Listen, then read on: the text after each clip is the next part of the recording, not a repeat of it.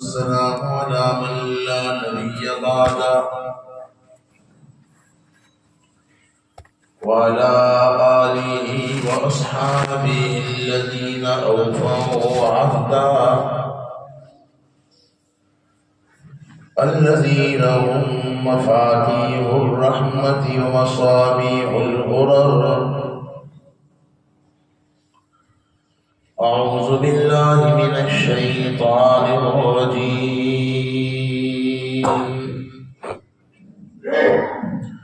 بسم الله الرحمن الرحيم.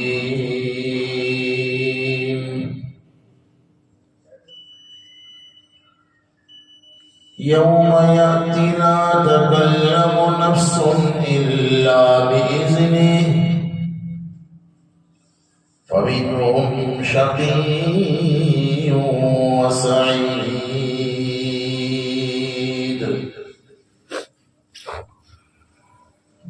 صدق الله مولانا العظيم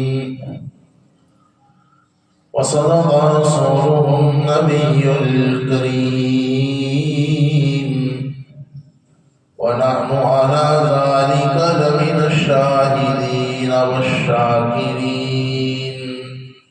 والحمد لله رب العالمين.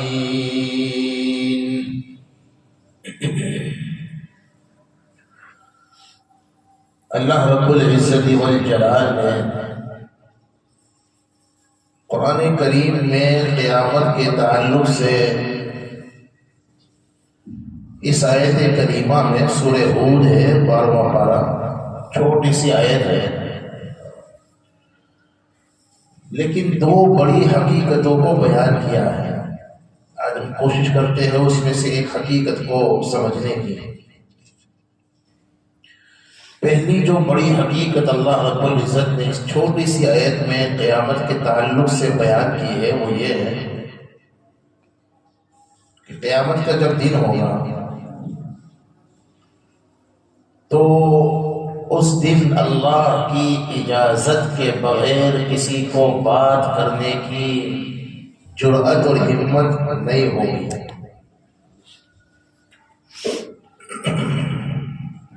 یہ آیت کریمہ کا جو پہلا جزو ہے اس کا خلاصہ. اس کی تفسیر میں جانے کی ابھی گنجائش نہیں ہے. بہت سی باتیں علماء مفسرین نے یہاں لکھی ہوئی ہے، اور واقعہ یہ ہے کہ خدا نہ کرے جب آدمی کسی بڑی سخت گھبراہٹ میں مبتلا ہو جائے الیاذ باللہ العظیم،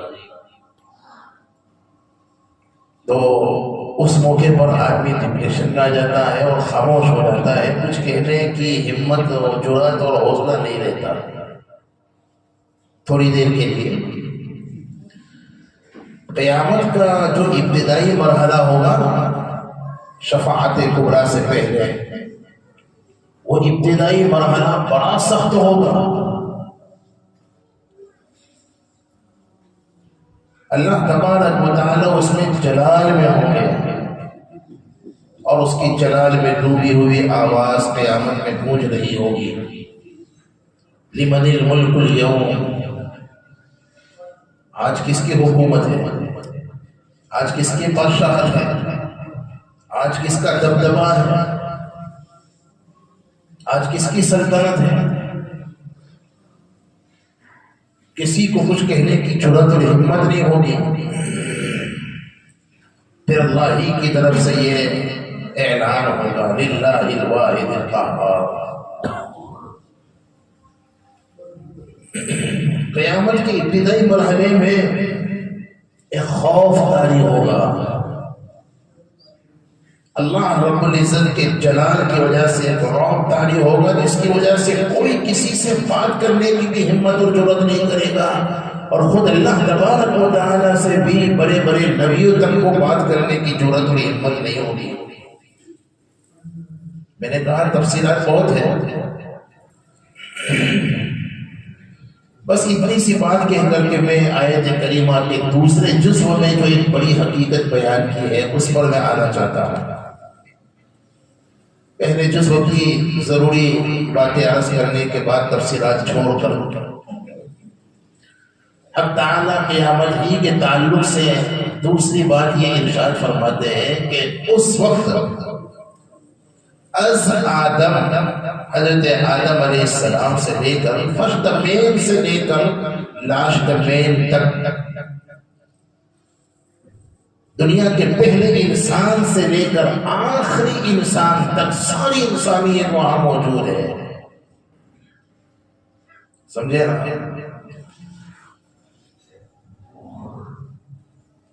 حق تعالیٰ فرماتے ہیں اس وقت ساری انسانیت کی بنیادی طور پر دو ہی قسمیں ہوگی. بہت غور سے سنیے ذرا. ساری انسانیت دو قسموں میں تقسیم ہو جائیں گے. یہ حقیقت اللہ رب العزت قرآن میں بیان فرماتے ہیں. قرآن پاک میں فرمایا فَمِنْهُمْ شَقِيٌّ وَسَعِيدٌ. اب تعالیٰ نے ارشاد فرمایا قیامت کے دن ساری انسانیت دو قسموں میں تقسیم ہو جائے گی. ان میں ایک قسم ان لوگوں کی ہوگی جو سعید ہوں گے، نیک بخت ہوں گے، خوش نصیب ہوں گے، اور دوسری قسم ان لوگوں کی ہوگی جو بدبخت ہوں گے، شقاوت پسند ہوں گے، بد نصیب ہوں گے. فَمِنْهُمْ شَقِيٌّ وَسَعِيدٌ. شقی کہتے ہیں بدبخت کو، بد نصیب کو، اور سعید کہتے ہیں خوش نصیب کو. اب یہ قرآن میں جو اللہ رب العزت نے قیامت کے تعلق سے سارے انسانوں کی جو دو قسمیں بیان کیے نا، یہ اتنی پکی سچی حقیقت ہے کہ آج کوئی مانے تو بھی فرق نہیں پڑتا، نہیں مانے تو بھی فرق نہیں پڑتا، لیکن ہوگا وہی جو قرآن نے کہا. کیوں بھائی ہمارا ایمان ہے کہ نہیں ہے نا؟ قیامت میں انسانوں کی جو دو قسمیں ہوں گی، بعض لوگ بدبخت ہوں گے، بعض لوگ نیک بخت ہوں گے.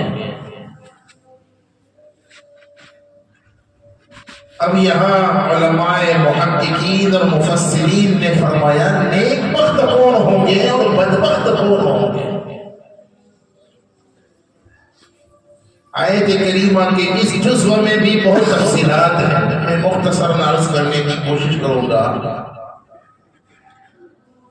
سارے ہی مفسرین نے پہلی بات تو یہ بیان فرمائی کہ بدبخت کون ہوں گے. فرمایا جن لوگوں پر ان کی بدعمالیوں کی وجہ سے جہنم واجب ہو گئی ہوگی وہ تو ہوں گے، بولو بدبخت بد نصیب. اللہ ہم سب کی حفاظت فرمائے. ہم نے خوش نصیبی کا جو معیار قائم کیا نا، میں ابھی اس پر آؤں گا انشاءاللہ. علماء فرماتے قیامت میں جس کے بارے میں جہنم کا فیصلہ ہو گیا، اور وہاں کا فیصلہ ایسے ویسے نہیں ہوگا، حق اور انصاف پر مبنی فیصلہ ہوگا.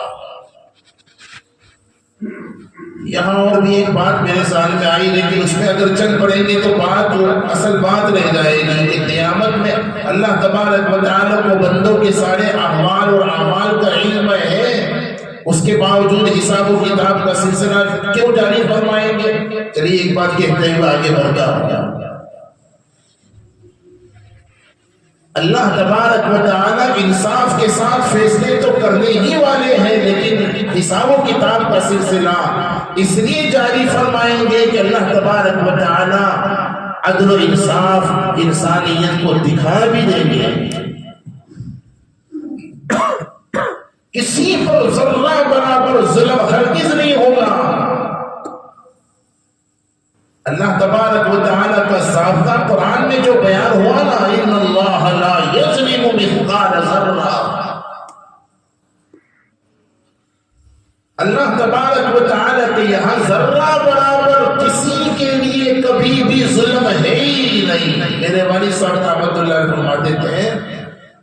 تبارک و تعالیٰ کے یہاں یا تو عدل ہے یا فضل ہے، ظلم نہیں ہے۔ عدل کہتے ہیں انصاف اور فضل کہتے ہیں معافی کو۔ اور میرے بھائیوں، ہمیں اللہ سے انصاف نہیں مانگنا چاہیے۔ دیکھیے ایک کے بعد ایک بات اللہ کی توفیق سے پتہ نہیں شاید کسی کی طرف کے نتیجے میں ذہن میں آ بھی رہی ہے، لیکن جمعہ کی نشست چونکہ نہایت مختصر ہوتی ہے،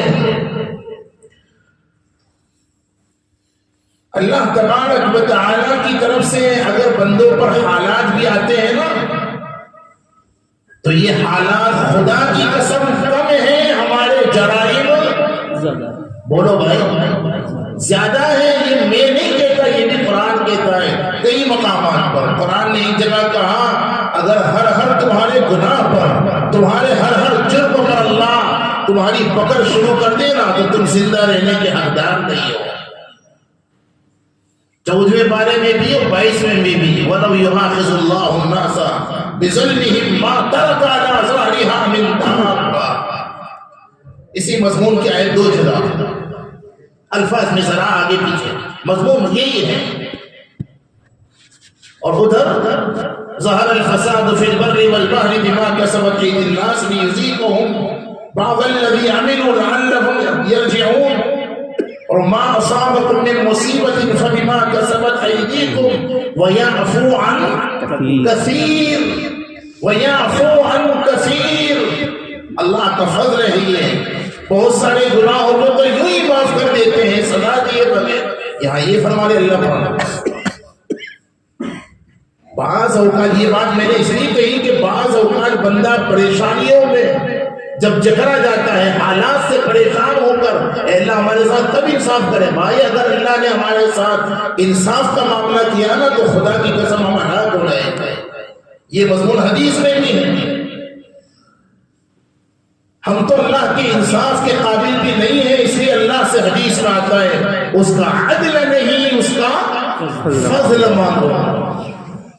ہماری نجات تو اس کے فضل ہی میں ہے۔ بہرحال اللہ تبارک و تعالی انصاف دکھانے کے لیے حساب و کتاب کا نظام شروع فرمائیں گے قیامت میں۔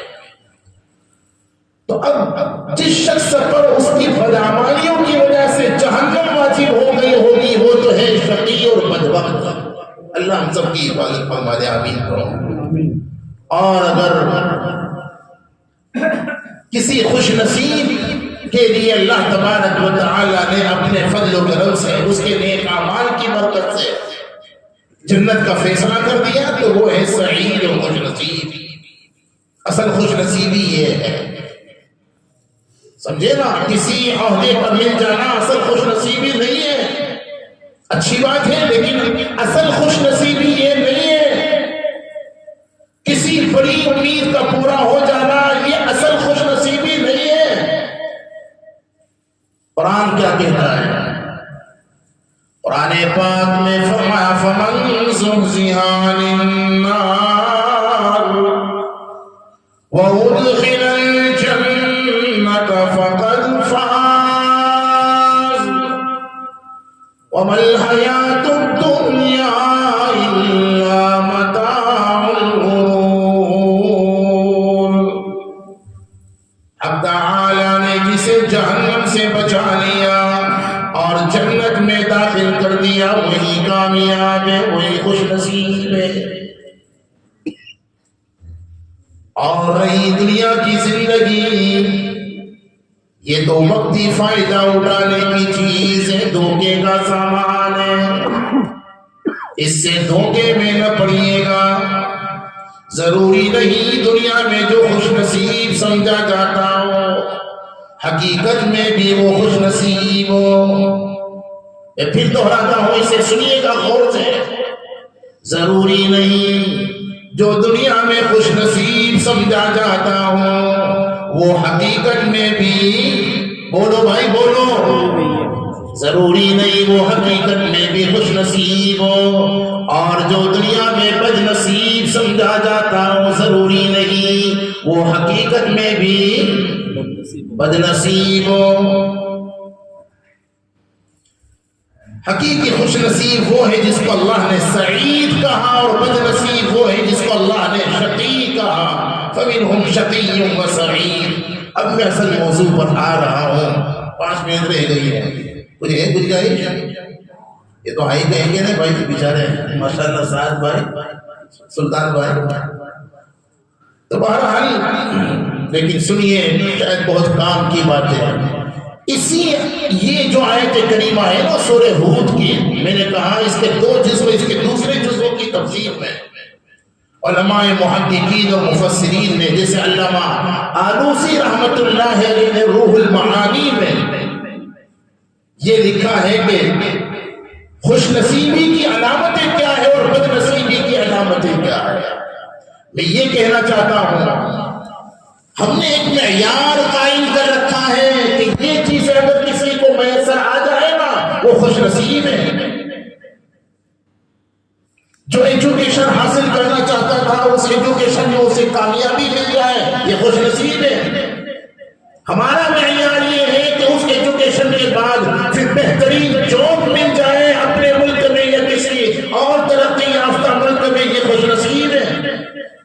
ہمارا معیار یہ ہے کہ جاب کے بعد، نوکری کے بعد اچھی چھوکری مل جائے، یہ ہے خوش نصیبی کا معیار۔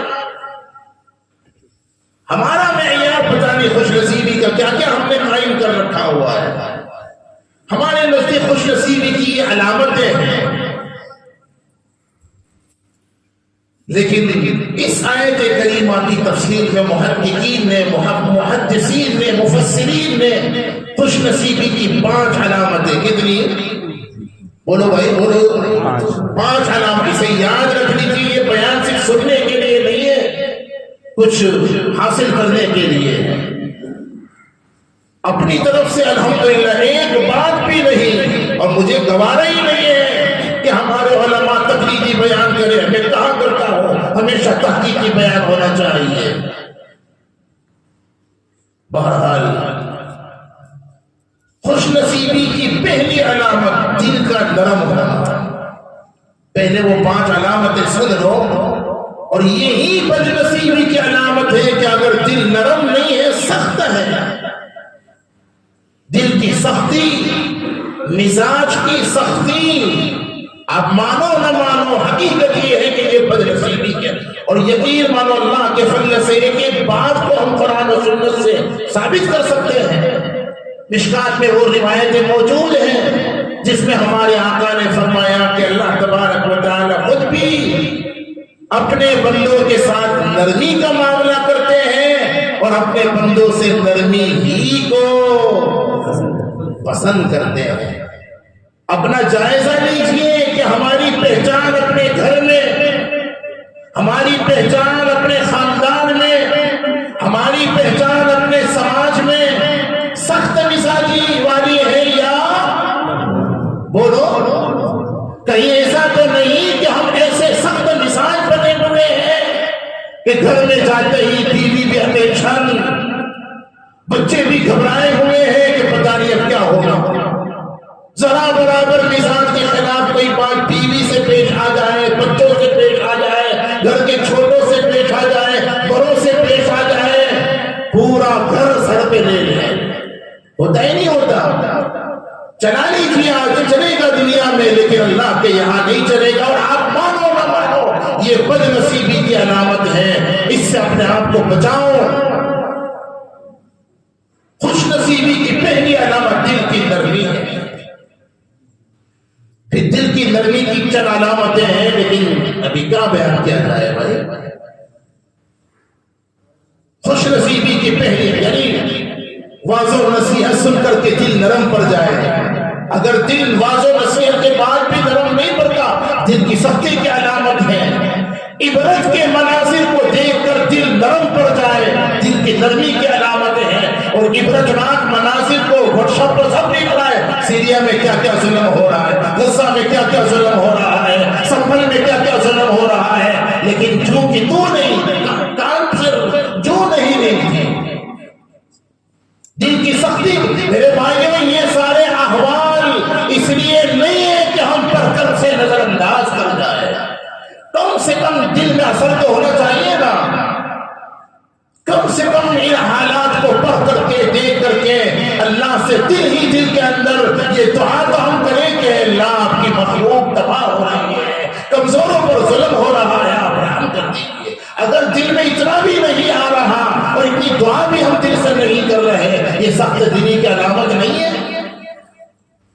دل کی سختی بدبختی کی پہلی نشانی اور خوش نصیبی کی پہلی علامت دل کی نرمی۔ دل کی خوش نصیبی سے میں سمیٹتا ہوں انشاءاللہ۔ خوش نصیبی کی دوسری علامت آہوزاری۔ آہوزاری سمجھ رہے ہیں؟ یعنی اللہ کے حضور اپنے گناہوں کا اقرار کرتے ہوئے رونا۔ میرے بھائیوں، آج ہم نے اس کی بہت کمی ہے، اپنا جائزہ لیجئے اور حالات پر غور کیجئے، سماج میں غور کیجئے۔ اللہ کے سامنے رونے والوں کی آج آپ کو ایسا نہیں محسوس ہو رہا کہ کمی ہے؟ غور کیجئے، ارے دوسروں کو جانے دیجئے، ہم خود اللہ کے سامنے کیا روتے ہیں؟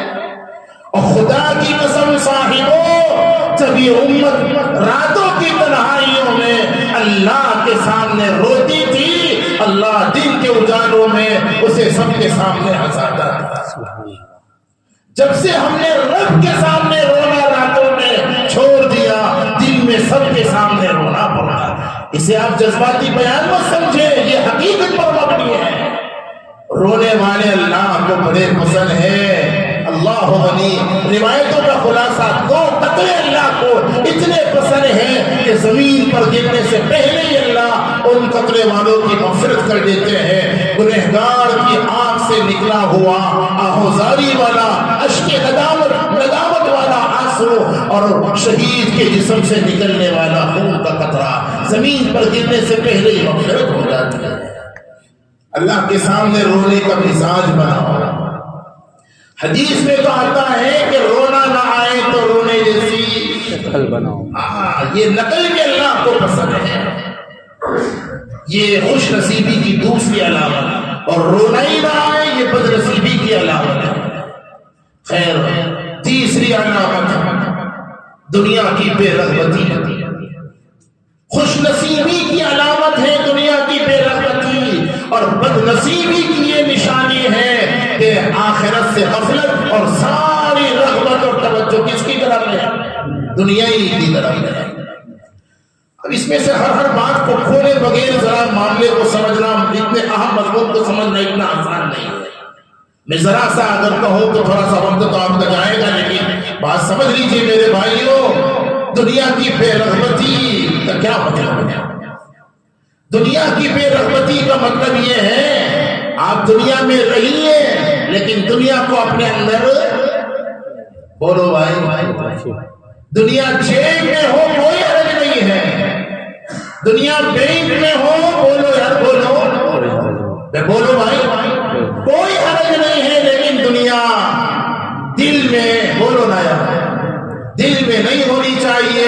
دنیا میں ہم ایسے رہیں جیسے کشتی، ہاں پانی کے اوپر کشتی تو پانی ہی میں چلے گی، اسباب کے بغیر ہم چل نہیں سکتے۔ بعض بے وقوف لوگ جنہیں حقائق کا علم نہیں ہے وہ اس طرح بیان کرتے ہیں کہ دنیا کے اسباب تو کوئی معنی ہی نہیں رکھتے، غلط بات ہے۔ اسباب کے بغیر ہم چل ہی نہیں سکتے دنیا میں، اللہ نے نظام ہی ایسا بنایا ہوا ہے۔ قدرت کے باوجود اللہ نے اپنی سنت کے مطابق دنیا کو اسباب سے جوڑا ہے۔ اسباب کی ضرورت تو ہے، لیکن اسباب کو اصل نہ سمجھا جائے، نظر مسبب الاسباب پر ہے۔ آپ کی دکان، آپ کی جاب اور آپ کی شاپ اور آپ کا عہدہ اور آپ کا مال ہی سب کچھ نہیں ہے، ایک سبب ہے۔ اس کی ضرورت تو ہے لیکن یہ مقصد نہیں ہے۔ مکان کی ضرورت ہے، یہ مقصد نہیں ہے۔ عہدوں کی ضرورت ہے، یہ مقصد نہیں ہے۔ مال و دولت کی ضرورت ہے، یہ مقصد بولو نہیں ہے۔